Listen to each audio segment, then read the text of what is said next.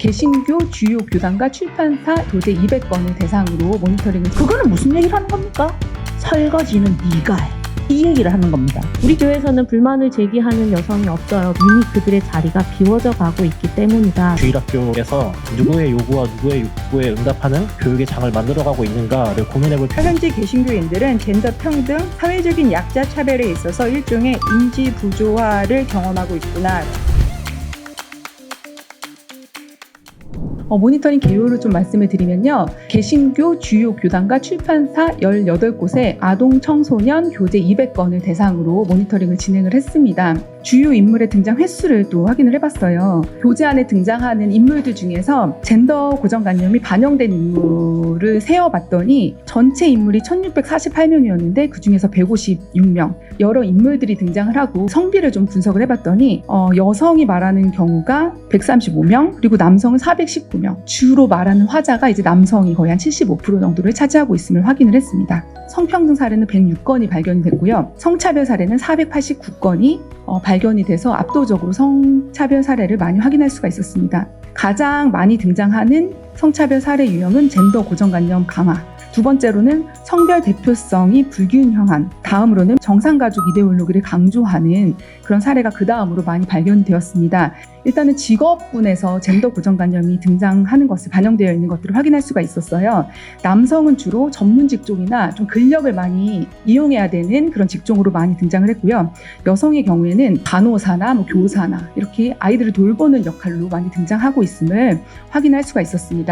또 성별에 대한 편견을 강조하는 부분들이 있었는데요. 왕들 중에서 이제 유일하게 에스더만 이제 여성 왕으로 등장을 하고 있는데 표정에서부터도 친절한 여성 그리고 분위기를 이제 부드럽게 만들어주는 그 여성의 미소 이런 것들이 좀 강조가 되는 것들을 확인할 수가 있었고요. 목회자는 거의 대부분 남성으로 표현되고 있었거든요. 그리고 여성들은 배우거나 또 이렇게 사이즈도 보면 좀 작게 그려지잖아요.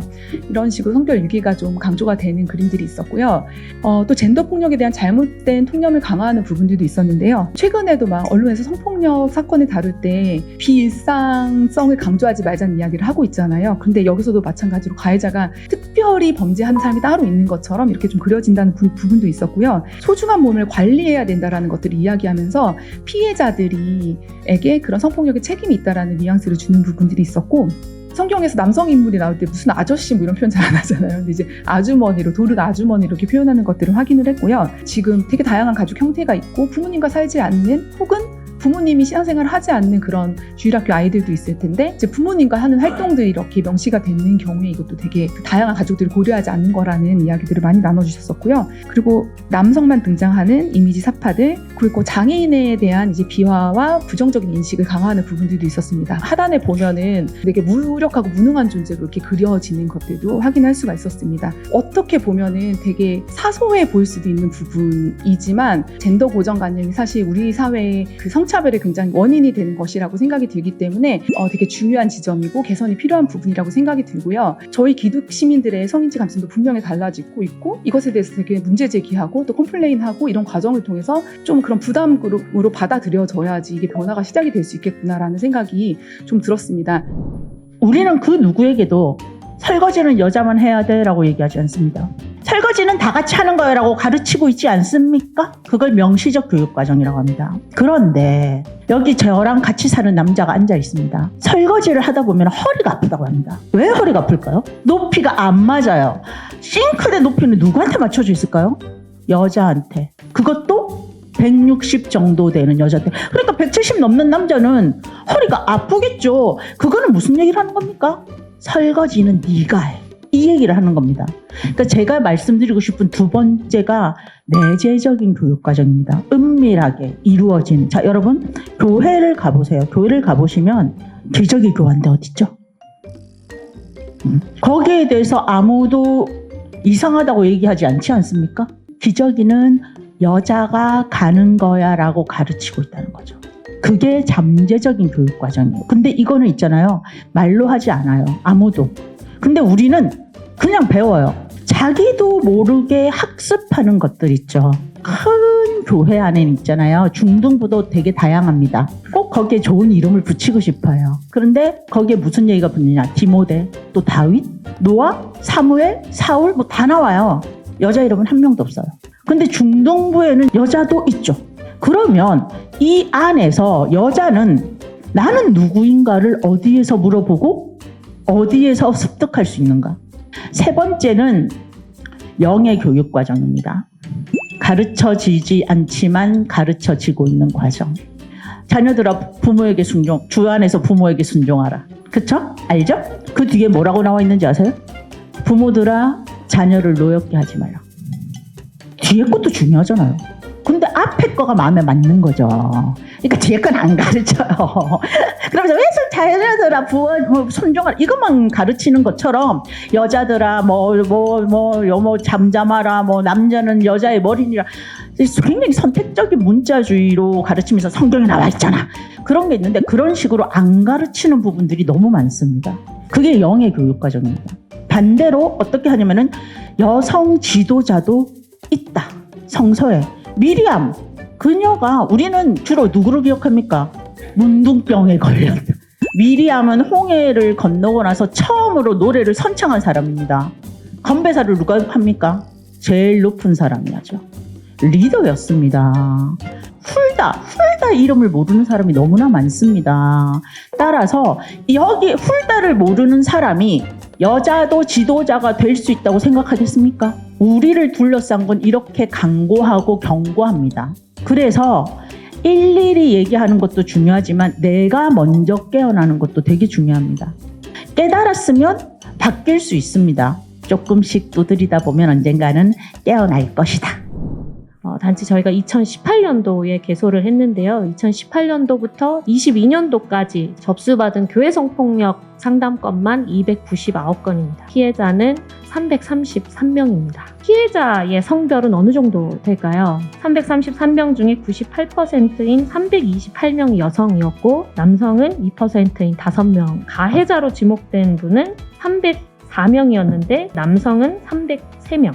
여성은 1명, 피해자는 여성으로, 가해자는 남성으로 지나치게 편중되어 있는 현상은 이 여성이 폭력에 착취되기 좋을 만한 구조가 교회 안에 있다는 것이 아닐까? 우리는 그것에 마주하고 직면해야 하는 요소가 있습니다. 교회에 성폭력이 있습니다. 가정폭력, 스토킹, 성매매, 친밀한 관계 내 폭력 등의 성별에 기반둔 젠더 폭력에서 교회는 자유롭지가 않습니다. 처음 우리 사회에 기독교가 들어왔을 때 신분과 성별을 뛰어넘어서 인간으로서의 평등함을 강조하는 파격적인 종교의 모습으로 들어왔기 때문에 또 오랜 시간 가부장적 사회 안에서 여성이 자신의 이름을 가지고 사회보다 훨씬 더 활동적인 일들을 교회 안에서 해왔기 때문에 교회는 그래도 성평등한 곳이 아닐까라는 인식을 가지고 계신 분들이 있습니다. 하지만 이러한 인식이 매우 관념적이고 구체성이 없어서 여성 안수, 여성의 대표성, 여성 할당제, 교회 내에서 고정된 성 역할, 교회 교육의 내용들과 같은 실질적인 내용들과 성인지 감수성이 연결되지 못한다라는 한계성을 가지고 있습니다. 굳이 성평등 교육을 받아야 하는지, 괜히 받아서 괜한 갈등만 일으키는 것은 아닌지에 대한 걱정스러운 목소리가 높습니다. 하지만 이런 걱정들로 머뭇거리는 순간 우리 교회는 빈자리들이 늘어가고 있습니다. 어느 분은 얘기합니다.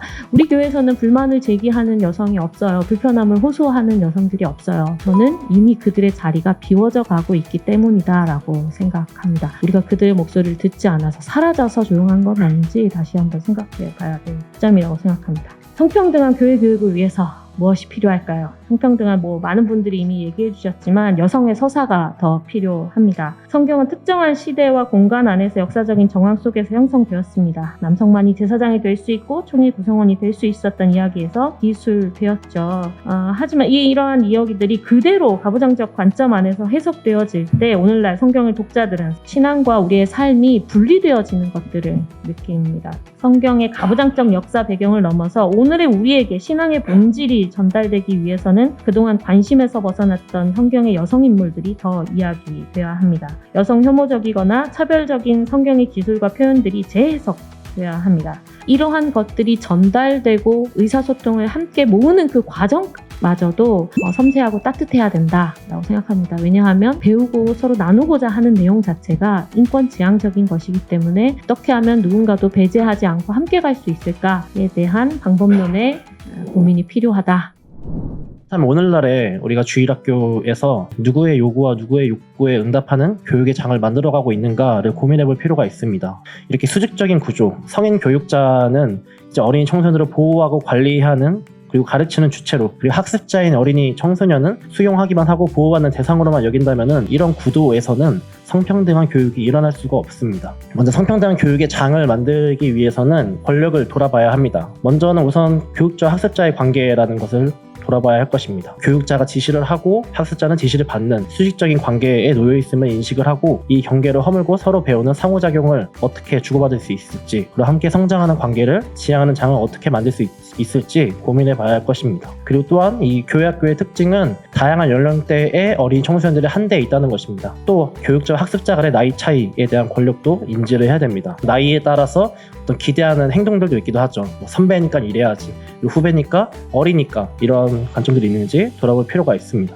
또한 교회라는 곳은 다양한 예체능 활동이 이루어진다고 봤을 때 또 음악적인 재능이 있는 분명 어린이 청소년들이 더 많은 주목과 관심을 받게 되고 더 많은 역량을 펼칠 수 있는 장의 기회가 마련이 됩니다. 그런 예체능적인 어떤 재능이 없는 참여자들은 분명 어느 정도 소외되는 경험을 간다고 했을 때 우리가 이러한 예체능의 장을 아예 제거해버리는 것이 아니라 어떻게 하면은 그런 격차를 줄여나갈 수 있을지에 대해서 고민해볼 필요가 있다는 것입니다. 그리고 가장 중요한 것 중 하나는 저는 가족이라고 생각합니다. 부, 모 이렇게 두 양육자가 있는 가정만을 온전한 가정으로 바라보는 이 정상가족 프레임이 작동하고 있는 것은 아닌지, 또한 양육자의 신앙생활 여부와 신앙을 가진 양육자의 교회 직급이 영향을 미치고 있는 것은 아닌지 살펴봐야 합니다. 사실 가족의 어떤 관계가 교회 학교 내에 어떤 영향을 미치는 것은 어떤 명시적인 부분부터 포착하기 힘든 미세한 부분까지 깊이 내재해 있는 문제라고 저는 생각을 합니다. 강단에 선 교육자 한 사람이 설교를 통해서 가르치고 나머지 수용하는 이런 교육 방식은 가장 효율적이고 시간을 압축할 수 있는 방식이긴 하지만 청중에 있는 참여자들에게는 수동적인 역할만이 요구됩니다. 하지만 이렇게 마주 둘러앉는다면은